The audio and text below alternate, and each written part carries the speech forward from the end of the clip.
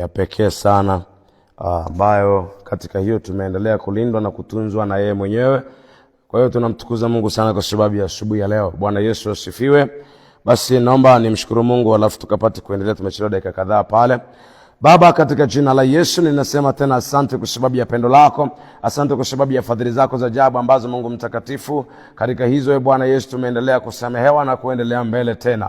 Baba, katika jina la Yesu tunakupa sifa na heshima katika asubuhi ya leo kwa kuwa unastahili mwenyewe.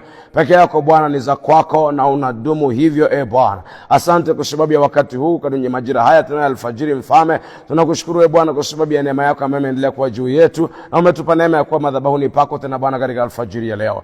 Tumekuja kwako tena Mungu mtakatifu tukikushukuru sana kwa sababu ya hiyo neema ya pekee ambayo umeiachilia Bwana. Baba, ninakushukuru kwa ule ujumbe ambao Mungu mtakatifu unaendelea kuachilia ndani yetu Bwana kwa ajili yetu Mungu mwenye haki. Baba, ninakusihi ukatupe neema kuishi kama unavyotaka Mungu mwenye haki, ili kwamba Bwana makusudi yako yakapate kutimizwa katika maisha yetu Mungu mwenye haki.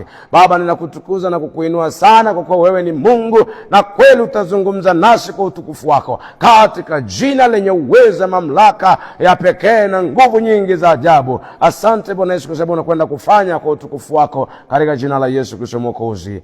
Amen. Basi naomba tuendelee katika asubuhi ya leo tena. Lakini naomba unisamehe sana ndugu yangu mpendwa ambaye tuko pamoja, kwa sababu nimejizuia kwa muda sasa ili kwamba nisiseme mambo haya, kwa sababu pengine inaweza kuwa ni kuchanganya jumbe mbili tofauti na ukajisikia kama kuna mtiririko ambao hauendi vizuri. Lakini nikuombe tu kwamba uvumilie katika jina la Yesu, kwa kuwa ndivyo ambavyo Roho Mtakatifu anataka kwa leo tuzungumze hivi. Jamani, Bwana Yesu asifiwe.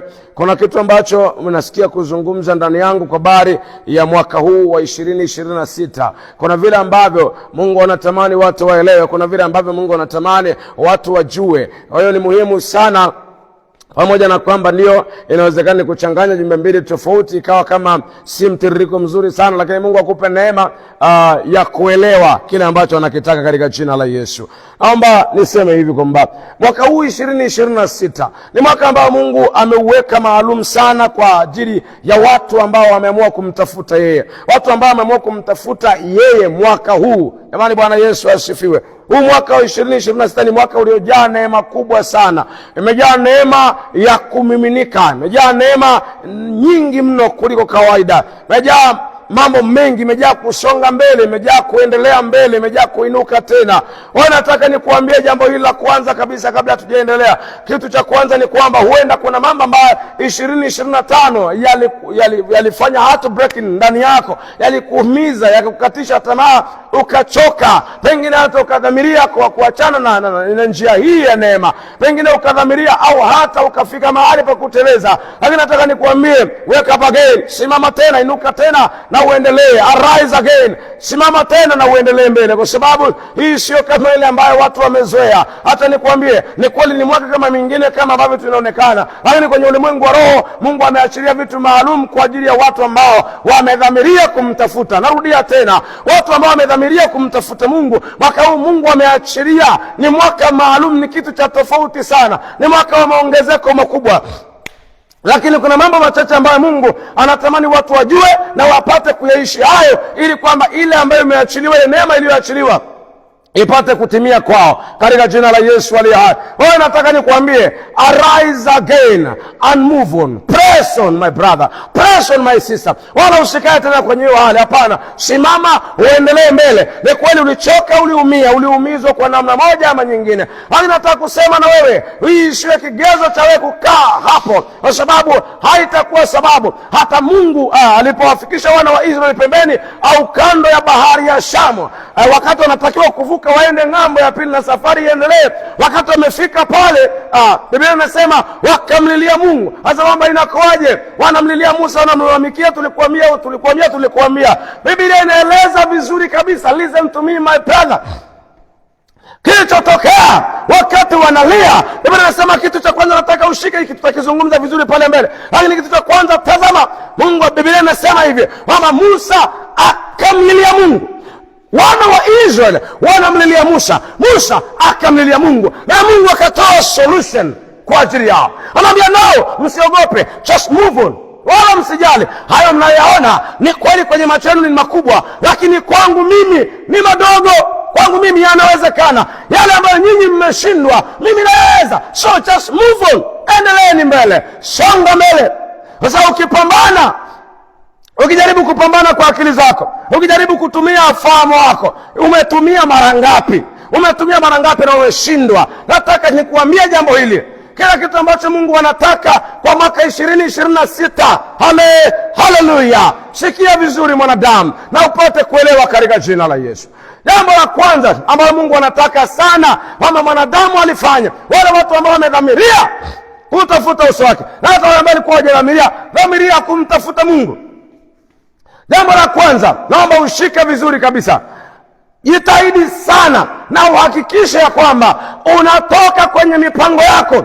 Tafuta kuingia mpango wa Mungu. Achana na kuishi kwa kumbembeleza Mungu aingie kwenye mipango yako. Tafuta wewe kuingia ndani ya mpango wa Mungu. Narudia tena, wewe ndio utafute kuingia kwenye mpango wa Mungu. Achana na habari ya kumbembeleza Mungu aingie kwenye mipango yako. No, just seek the face of the Lord. Utafute uso wa Bwana. Tafuta kuingia kwenye mipango yake katika jina la Yesu. Narudia tena, kitu cha kwanza cha msingi ambacho Mungu anataka watu wafanye mwaka huu ili hiyo neema ipate kumiminika. Narudia tena, usikie ndugu yangu katika jina la Yesu, ya kwamba tafuta wewe kuingia kwenye mpango wa Mungu. Achana na kumbembeleza Mungu aingie kwenye mipango yako. Kwa sababu nisikilize vizuri, Mungu hajawahi kuendeshwa na akili za watu. Mungu hawezi kufuata akili za watu. Hawezi kufuata sana matakwa ya watu. Maana wao ni viumbe, yeye ndiye muumbaji. Wanapaswa kumsikiliza na kuishi katika mpango wake. Bwana Yesu asifiwe. Nasema Bwana Yesu asifiwe. Ndio. Ni muhimu sana ukajua kwamba mara nyingi sana umeishi, kuna mipango mingi imefeli kwa sababu ulipanga mwenyewe, alafu unampelekea Mungu atekeleze. No, wakati unaipanga hiyo mipango alikuwepo. Anakuuliza alikuwepo. So mwaka 2026, no, mpe Bwana heshima, mpe Mungu heshima. Mpe Mungu heshima yake. Nisikiliza vizuri. Hebu fikiria wewe ungekuwa mwanaume mwenye familia yako. Yaani wewe una mke wako, alafu mke wako kwa sababu ana mshahara wake, anaamua ananunua tu vitenge vyake, anapeleka kwa fundi anashona, anaamua ananunua viwanja vyake, anajenga nyumba, anafanya. Sasa ana hela zake. Naomba nikuulize swali. Wewe ungeona umeheshimiwa? Wewe ungeona hiyo ni nafasi, ungeona hiyo ni nzuri? Nakuuliza kama mwanaume, wewe ungeona hiyo ni sawa? Naamini kabisa mwanaume mwenye akili zilizotimamu kabisa hawezi kukubali hiyo hali. Anaona hiyo ni dharau. Naomba niseme na wewe mwanamke, hata kama una mshahara mkubwa pengine kuliko mumeo, nisikilize vizuri. Kitu cha kwanza, wakati unataka kufanya jambo, kaeni chini, mshirikishe. Ndio hana hela kama wewe ndio una hela ni kweli, lakini mwambie baba, kuna 1 2 3, halafu wote mwezi ndio. Kisha kubaliana, pangeni matumizi ya hela. Hiyo ndio heshima kwa mume. Yesu asifiwe. Sasa kama usingekubali, ni zaidi sana kwa Mungu ambaye alikubali kutununua kwa damu ya mwanae salabani. Akatununua. Amekubali kutununua. Ni zaidi sana kwa sababu yeye ametumia gharama kubwa zaidi kutupata. Wewe umelipa tu mahali kwa mwanamke, na akifanya yake unaona anakudharau. Vipi kuhusu Mungu aliyekununua kwa damu yake? Yesu asifiwe. So, narudia tena, tafuta kuingia mpango wa Mungu. Narudia hivi, na ukamata hii kitu vizuri. Mpango wa Mungu ni accurate. Mpango wa Mungu ni accurate, lakini mpango wa mwanadamu ni probability. Huenda ukafeli, lakini mpango wa Mungu ni accurate. Hauwezi kufeli, ni perfect. Ni kamili, haushindwagi, haukwamagi. Mpango wa Mungu, hata kama ungekutana na vikwazo vya namna gani, utavuka, utaenda mbele. Lakini mara nyingi unapanga mipango, inakutana kitu kidogo tu inafeli. Kwa sababu gani? Ulipanga mwenyewe. Ulipanga wewe. Haleluya sana. Bwana Yesu na atusaidie sana. Naomba hii ukamate vizuri katika jina la Yesu. Naomba tuanzie kitabu cha Ezra. Soma kitabu cha Ezra hapo, sura ya 8 mstari wa 21. Najua ni maneno unayofahamu sana, lakini acha tusome tena katika jina la Yesu. Kuna jambo jipya hapa kwa utukufu wa Bwana Yesu. Ezra 8:21. Tutaisoma hapo Ezra sura ya 8 mstari wa 21. Ezra ni before Nehemiah. Kwa wale wenye Biblia kubwa ambayo inasikana haujui iko wapi, ni before Nehemiah. Haleluya. Sura ya 8 na mstari wa 21. Neno la Mungu linasema hivi: ndipo nikaamuru kufunga hapo penye mto Ahava, ili tupate kujinyenyekeza mbele za Mungu. Haleluya! Ili tupate kujinyenyekeza. Tunajinyenyekezaje? Kwa sababu hatujui, hatuelewi, hatujui. Yani nisikilize, yani kitendo cha kuamua kusikiliza, kutafuta mpango wa Mungu yenyewe ni ishara ya unyenyekevu. Kumtegemea ni ishara ya unyenyekevu. Haleluya sana. Anasema tupate kujinyenyekeza mbele za Mungu, halafu na kutafuta kwake njia iliyonyooka, sio tu kwa ajili yetu, anasema kwa ajili yetu sisi. Haleluya! Na kwa mali yetu yote, na kwa ajili yetu sisi wenyewe, na kwa ajili ya watoto wetu wenyewe, na kwa ajili ya watoto wetu. Naomba nirudie. Anasema kuitafuta kwake njia iliyonyooka, anasema kwa ajili yetu sisi wenyewe, na kwa ajili ya watoto wetu, na kwa mali yetu yote. Jamani, Bwana Yesu asifiwe. Tafuta njia iliyonyooka. Angalia hapo, Ezra ametoka huko, ana safari ya kwenda Yerusalemu. Anafika mahali kwenye mto Ahava, maana najua hakuna, bila Mungu hawezi kutoboa. Sasa hapangi mipango yake ya namna ya kuingia Yerusalemu, no, anasubiri. Anaamua, jamani, tufunge hapa Ahava, tutulie hapa, acha tutafute kwake Mungu njia iliyonyooka kwa ajili yetu sisi wenyewe na watoto wetu, alafu anasema na mali yetu yote. Yesu asifiwe. Bwana Yesu asifiwe. Hapa ndio utajua Mungu ni kila kitu. Yaani naomba nikwambie, tafuta mpango wa Mungu. Kama hujausikia, naomba nikuhakikishie jambo hili. Mwaka huu Mungu ameahidi na amepanga atazungumza na watu wote watakaoamua kutafuta uso wake. Rikandarabashaka rekeyabo. Sikia, atazungumza na kila mtu atakayeamua kumtafuta. Nataka niseme na wewe, hujawahi kusikia sauti ya Mungu, inawezekana tangu umezaliwa. God is going to speak to you. Yes, this year Mungu atasema na wewe. Mungu atazungumza na wewe. Yes, God is going to talk to you. Yes, he will talk to you. Atasema very clear, atazungumza na wewe. Amua tu kumtafuta Mungu. Muulize kwa habari yako, muulize kwa habari ya wanao, muulize kwa habari ya mali yako, kwa maana ya hiyo mipango unayopanga ya kufungua biashara, kujenga nyumba. Muulize Mungu. Kwake ndio kuna njia iliyonyooka. Narudia tena, mpango wa Mungu ni accurate, ni perfect, lakini mpango wa mwanadamu ni probability.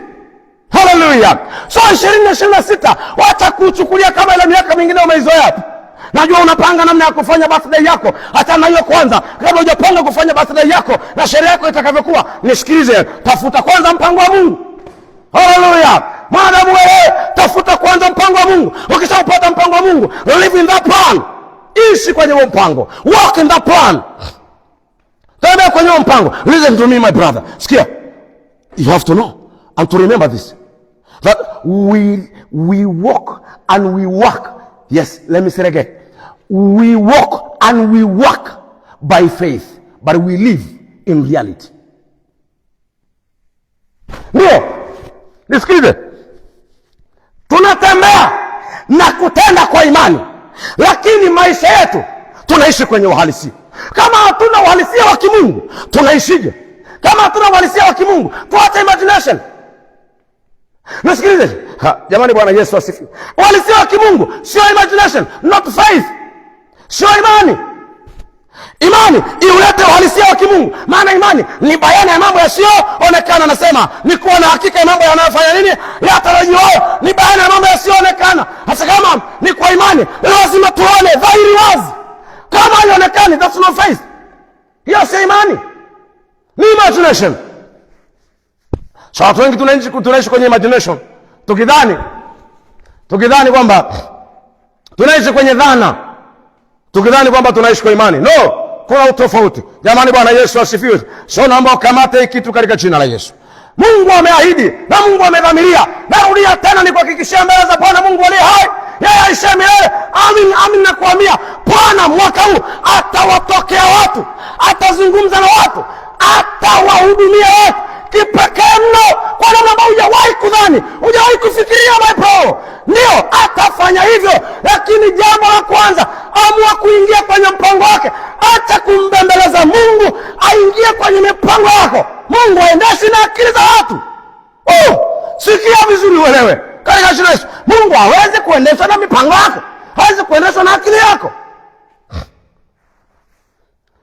Una ujasiri kabisa, umekaa unapanga mipango. Wife, Baba fulani, tukae tupange mwaka huu. Mpange mwaka huu. Mwenye maisha ndiye anajua barabara ya maisha yenu. Anajua anawapangia nini, tangu lini mpaka lini, na mwaka gani mpaka mwaka gani, mwezi gani mpaka mwezi gani. Nisikilize, anajua mpaka mwezi utakaougua na hela utakayotumia kutibiwa wewe. Anajua. Alafu unapanga mipango ya kwako. Shame on you. Shame on you again. Yes, shame on you. Aibu yako. Halafu unasema una Mungu. Hey, what are you doing there? Unafanya nini hapo? Unaishi kwenye imagination and no faith. Nisikilize, narudia tena. We walk.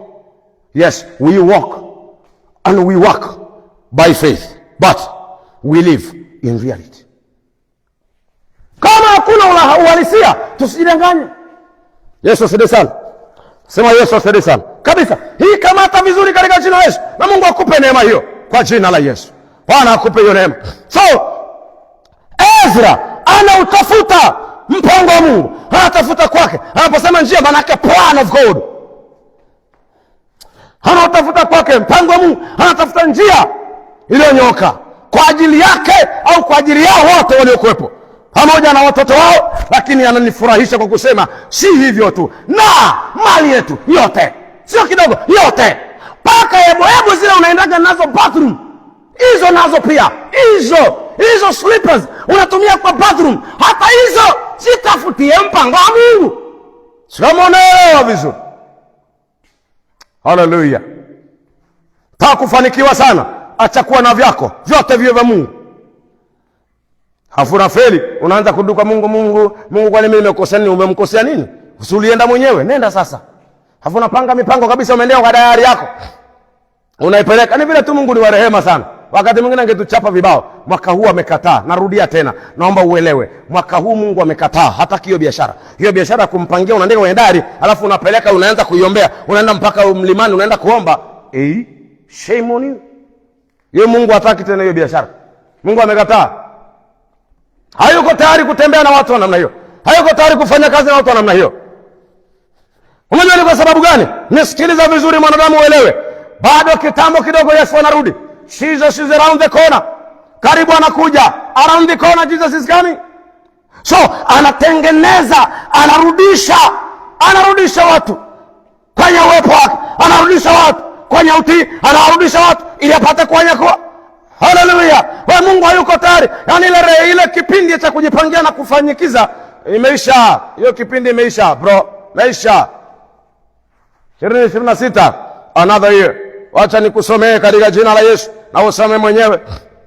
Sikiliza kitabu cha Zaburi sura 32 mstari wa 8. Anasema hivi, nitakufundisha. Yes, na kukuonyesha njia utakayoiendea. Hallelujah. Hallelujah. Hallelujah sana.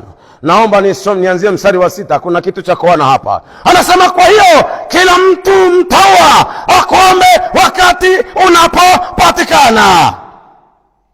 Wakati unapopatikana. Rakabashakata. Rekemo. Hallelujah. Wakati unapopatikana.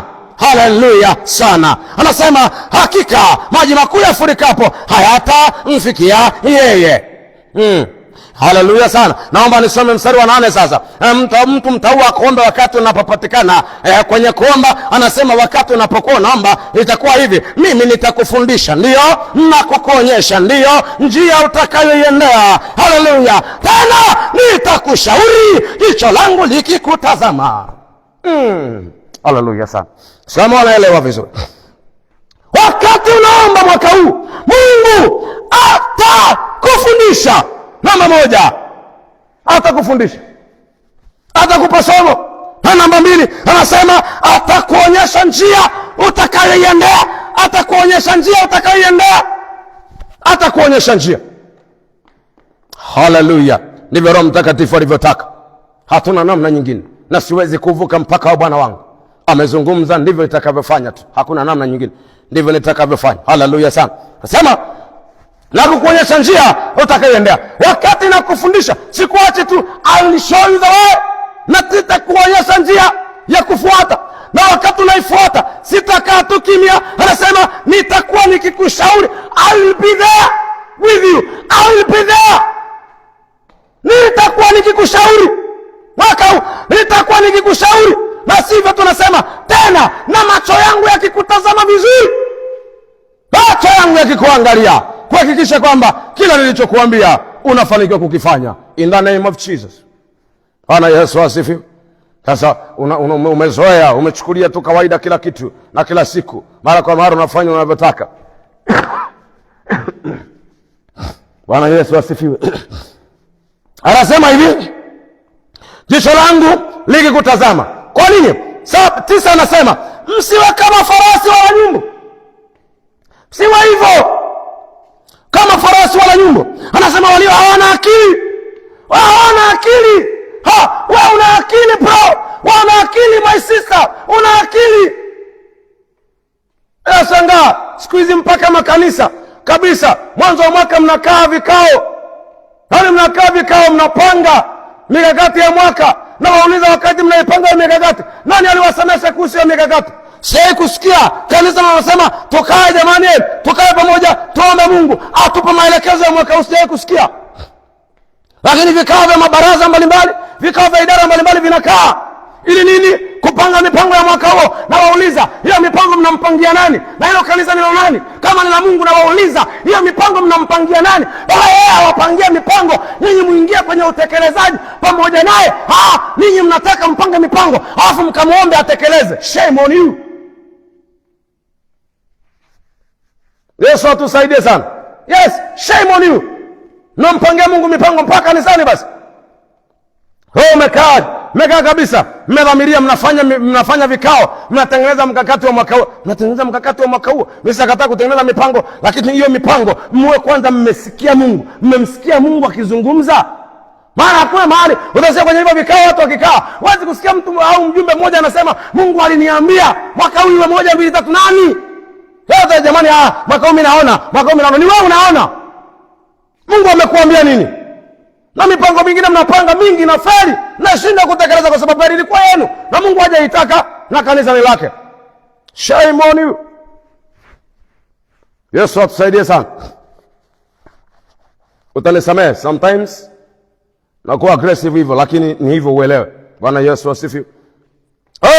Hiyo mambo ya kujipangia mpango hapana. Kila mtaua na akombe wakati unapopatikana. Halafu yeye atakushauri, ataonyesha njia ya kuendea, na anasema ataonyesha, atafundisha na ataonyesha njia utakayoendea, tena atashauri na jicho lake litakuwa likikutazama. So you will never lose. There is no dilemma. Kwa watu walio kumtafuta Mungu hakuna dilemma. Hakuna kufika mahali pakuwa desperate, hakuna kuchanganyikiwa, hakuna kutokujielewa, hakuna hiyo biashara. Hakuna kuchanganyikiwa. Hakuna kuwa frustrated, hakuna kuwa overstress, hakuna. Kwa sababu yeye yuko tayari kufundisha, yuko tayari kushauri, na yuko tayari kuonyesha njia, na yuko tayari kila wakati jicho likitazama. Bwana Yesu asifiwe. Nilitamani kwamba tungekuwa tumemaliza, lakini muda wetu umeisha. Naomba tuende tukapata nafasi ya kuomba Mungu asubuhi ya leo. Lakini kamata hii vizuri sana, niirudie kwa mara ya 3 kwamba mpango wa Mungu ni accurate, ni perfect, lakini mpango wa mwanadamu ni probability. So ipi best? Which is the best? Accuracy or probability? Amua mwenyewe, lakini mimi nadhani probability haina nguvu kama accuracy. Bwana Yesu asifiwe. So ni kuombe, kama ulikuwa hujatafuta, kama ulikuwa hujauliza, nenda kapige magoti mbele za Bwana Mungu wako, na atakupa maelekezo mazuri sana. Mwaka huu Mungu atazungumza na watu hata ambao hawajawahi kufikiria kama Mungu anazungumza. Wewe nenda tu muulize, na kuhakikishia kwa neno hili Bwana atafanya. Wewe nenda tu muulize swali, atakupa maelekezo yote hata kama hajawahi kuzungumza na wewe. Tafuta tu hiyo na Mungu atasema na wewe katika jina la Yesu. Haleluya sana. Bwana Yesu asifiwe. Basi asubuhi leo natamani tukapata nafasi ya kumwomba Mungu. Tukapata nafasi ya kuomba Mungu. Naomba nirudie tena, mimi napenda sana hiki kitu kwa sababu kuna kitu ambacho Mungu anatamani pale mbele kitokee. Kwa hiyo naomba uendelee kupata nafasi. Omba sana, tafuta sana.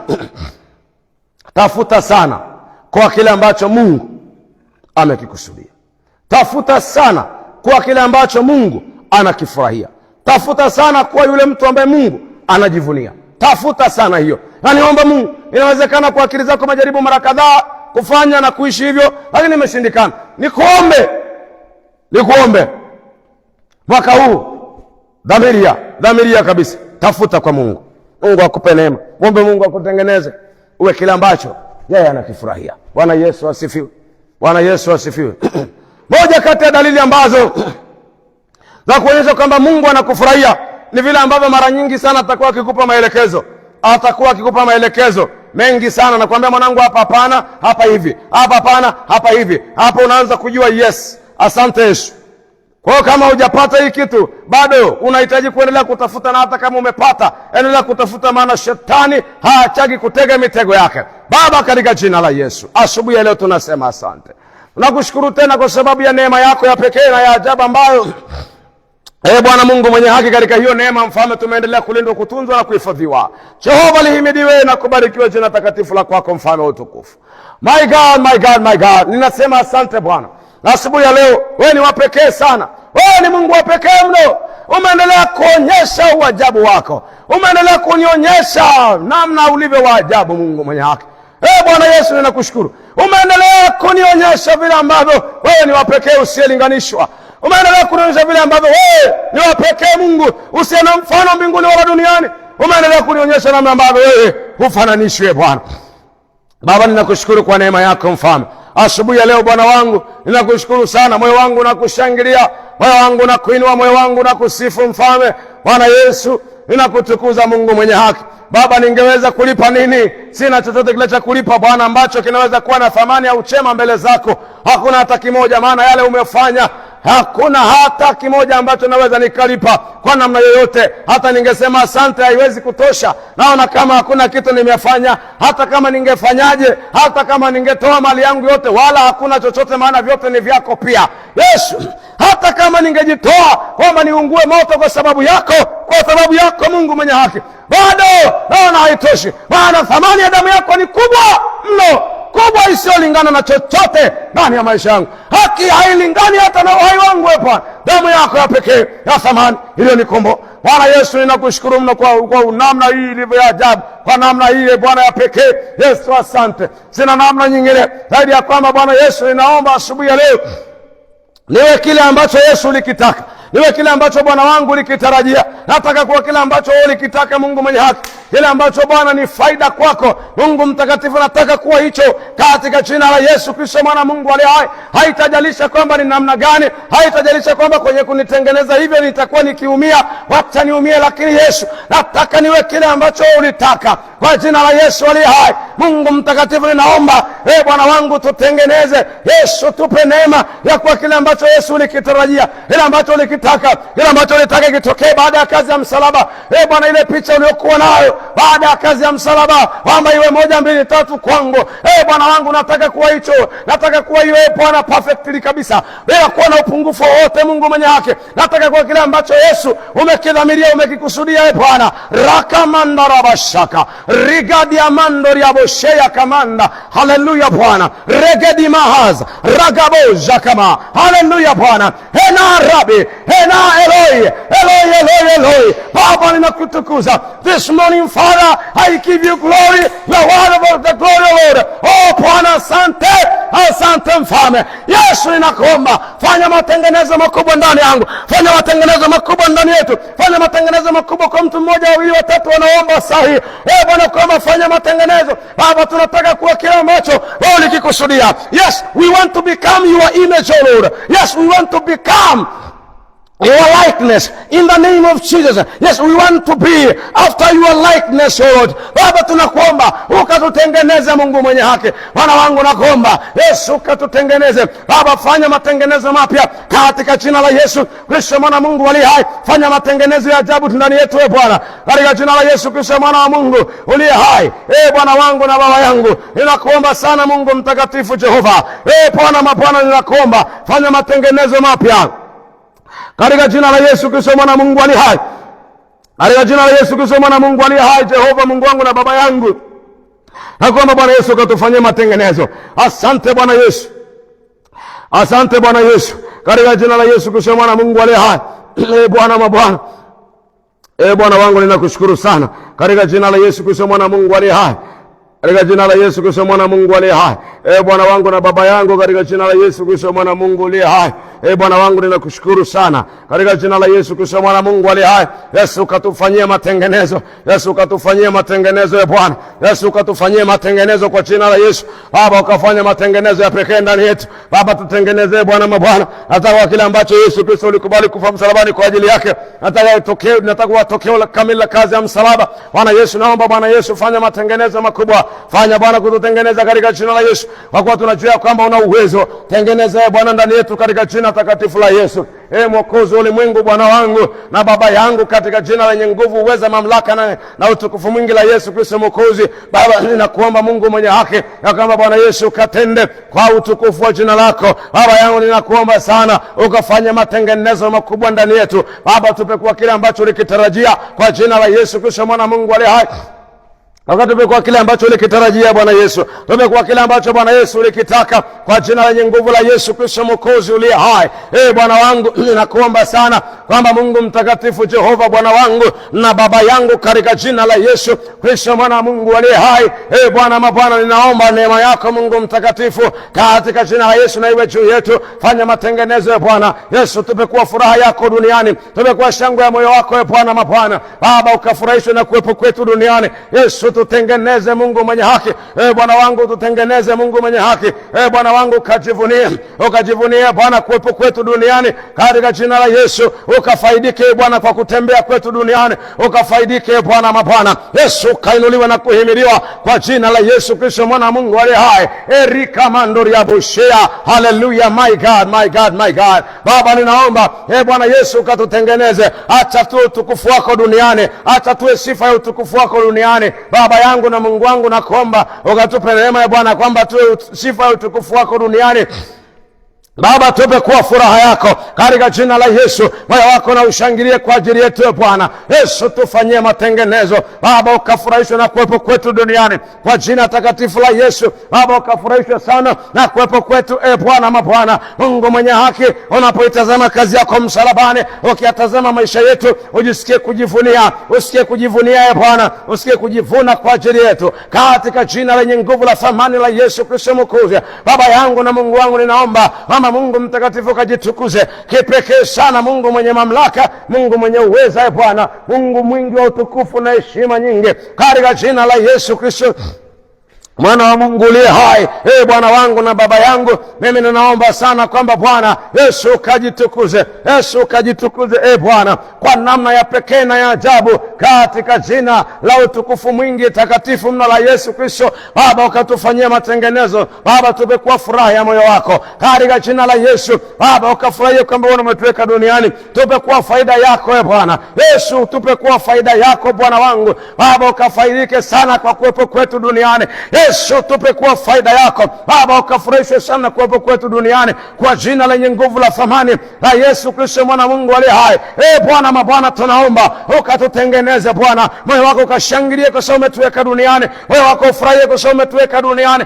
Bwana wangu tutengeneze Yesu vile utakavyo, upendavyo, ufurahiavyo Bwana. Hivyo ndivyo tuwe Bwana, wala isiwe tofauti. Bwana wangu na baba yangu katika jina la Yesu Kristo mwana wa Mungu aliye hai. Bwana wangu na baba yangu ninakuomba mno kwamba Jehova Bwana Yesu katengeneze jambo jipya ndani yetu katika jina la Yesu Kristo mwana wa Mungu aliye hai. Bwana mabwana ninakuomba sana Mungu mtakatifu, Bwana wangu na baba yangu, naomba ukatutengeneze Jehova. Bwana wangu tupe kuwa furaha yako. Mungu mwenye haki ukatutengeneze Bwana wangu, tukawe shangwe ya moyo wako Bwana katika jina la Yesu. Ila wakati Bwana katika maisha yetu wewe Bwana ufurahishwe na kuwepo kwetu duniani katika jina lenye nguvu la Yesu. Mwokozi, mfalme, mwamba na nguvu zetu, Bwana ukafurahishwe na kuwepo kwetu duniani Bwana katika jina la Yesu. Baba tunaomba kwamba mfalme ukatutengeneze Bwana, ukafurahishwe na kuwepo kwetu duniani, wala isiwe tofauti Bwana katika jina la thamani la Yesu. Mwokozi, Mungu wetu na baba yetu, tunaomba sana neema yako na iwe juu yetu tena, na iwe juu yetu tena Bwana Yesu. Tuwe ile furaha yako duniani, tuwe ile shangwe ya moyo wako wako Bwana duniani. Mungu wetu na Baba yetu, tunakuhitaji wewe, Mfalme wa utukufu. Kumbuka Bwana, mioyo yetu na kuonesha huku kuliko vile ambavyo walinzi wanangojaga asubuhi. Bwana, zaidi yake hivyo ndivyo mioyo yetu Bwana kuonesha huku kuliko yala unavyo kiu anayotamani mito ya maji jangwani. Bwana, mimi Bwana wangu ninakuonea kiu zaidi. Wetu Bwana ninakuonea shauku zaidi. Katika jina la Yesu Baba, tunaomba neema yako hadi asubuhi ya leo litimize neno lako Bwana na kuendelea kwa maisha yetu Mfalme. Bwana, kwenye kitabu cha Yohana Mtakatifu 14:23 umesema ya kwamba mtu akinipenda atashika neno, na akilishika neno lako nasema na Baba naye atampenda, na hiyo itapelekea mje na kufanya makao. Yesu, nakuomba Bwana ukafanye matengenezo ndani yetu, ndani yetu pakawe mahali pako pazuri unapopenda kukaa.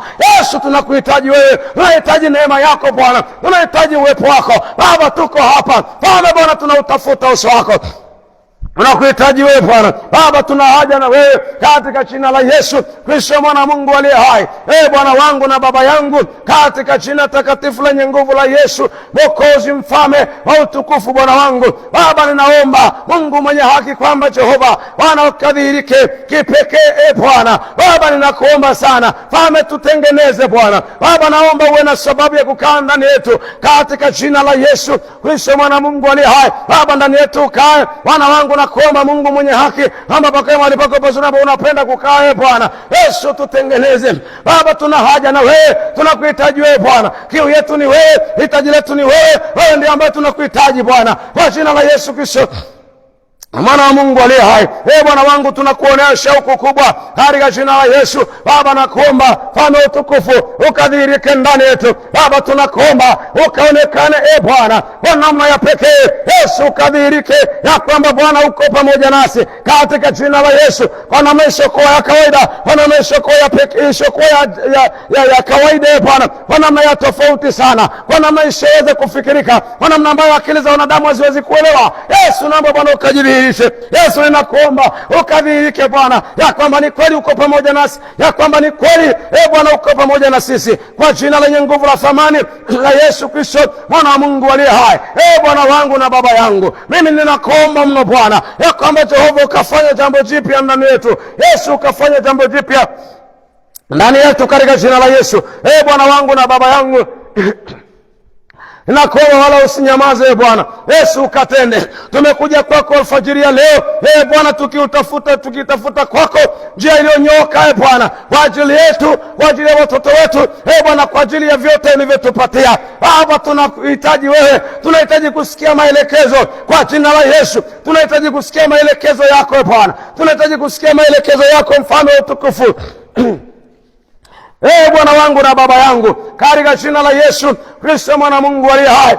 Bwana wangu, ninakuomba sana tafadhali, Mungu mwenye haki, Bwana wangu katufanyie matengenezo Bwana. Yesu, nakuomba Bwana wangu, nakuomba Baba ukadhihirike ndani yetu katika jina la Yesu. Neema yako na ionekane Baba, tunakusihi ukatujaze kwa Roho Mtakatifu Bwana, hatuwezi peke yetu, tunahitaji kujaa Roho Mtakatifu Bwana. Haleluya! Kwenye kila hatua ya maisha yetu Baba, tunamhitaji Roho wako Mtakatifu, tunamhitaji sana Roho wako Mtakatifu Bwana. Baba, tunaendaje Baba, tunaishije katika jina la Yesu Kristo mwana Mungu aliye hai. Jehova Mungu mwenye haki, Bwana mabwana, katika jina la Yesu Kristo mwana Mungu aliye hai. Bwana wangu na Baba yangu, ninakusihi sana Mungu mtakatifu, Bwana wangu, naomba sana Bwana Baba, neema yako kwako Mungu, naomba ujazo wa Roho Mtakatifu Bwana Baba, kila wakati tuwe tumejaa, tutembee uweponi mwako kila wakati Bwana, tukae uweponi mwako Bwana wangu na Baba yangu, tunahitaji kukaa uweponi mwako kila wakati Bwana, katika jina lenye thamani kubwa sana la Yesu Kristo Bwana mwamba mwokozi na nguvu zetu Bwana. Yesu, tunakuhitaji Yesu, tunaomba neema yako Yesu, tunaomba Bwana mkono wako ulio hodari Bwana wangu na Baba yangu, katika jina la Yesu Kristo mwana wa Mungu aliye hai. Baba, tunakuhitaji wewe Baba, tunaomba neema yako Mungu mtakatifu na uwe pamoja nasi Bwana wako, watu ambao wanaomba katika maeneo mbalimbali wakati huu Bwana, lakini wako na changamoto mbalimbali, wengine ni wagonjwa kwenye miili yao, wanaumwa, kuna mahali ambako panaleta shida. Yesu, ninakuomba kwa ajili yao kwa jina la Yesu Kristo mwana wa Mungu aliye hai. Yeyote aliye mgonjwa mahali popote alipo, na kama unatufuatilia kwa njia ya mtandao mahali ulipo na kuna mahali unaumwa, naomba kamata simu yako na mkono wako wa kulia kulia, wa kushoto weka mahali panauma. Saa hii neema ya Bwana itakuwa juu yako katika jina la Yesu. Weza upona utaingia ndani yako, na uponyaji utaingia ndani yako mara moja katika jina la Yesu Kristo. Bwana Mungu aliye hai, Baba, ninaomba uzima wako na uwe ndani ya watu wako sasa. Yeyote aliye mgonjwa amekuamini saa hii Bwana, ameamini ya kwamba anapona. Yesu, nakuomba Bwana ukanyoshe mkono wako ukaguse na kuponya kwa jina la Yesu. Fungua Bwana yeyote mwenye ugonjwa wowote, haijalishi daktari ametoa majibu gani, lakini Baba tunajua ya kwamba kwako yote yanawezekana. Naomba nyosha mkono wako wenye uweza, mkono wako wenye nguvu na mamlaka, naomba ukaguse in the name of Jesus. Naomba Bwana ukawaguse. Fungua kabisa Bwana, ondoa kabisa hiyo shida, ondoa ugonjwa Bwana kwa jina la Yesu aliye hai. Roho Mtakatifu wa Bwana, naomba tembea kwenye miili yao, kwanza kwenye utosi wa kichwa mpaka nyayo za miguu, ukaguse na kuponya kanga hiyo miili. Ponya Bwana Yesu, nakuomba ukaponya kabisa katika jina la Yesu. Ponya wote walio wagonjwa. Mungu mtakatifu Bwana wangu, nakuomba kwa jina la Yesu aliye hai. Roho Mtakatifu Bwana, naomba ponya kabisa katika jina la Yesu Kristo mwana Mungu aliye hai.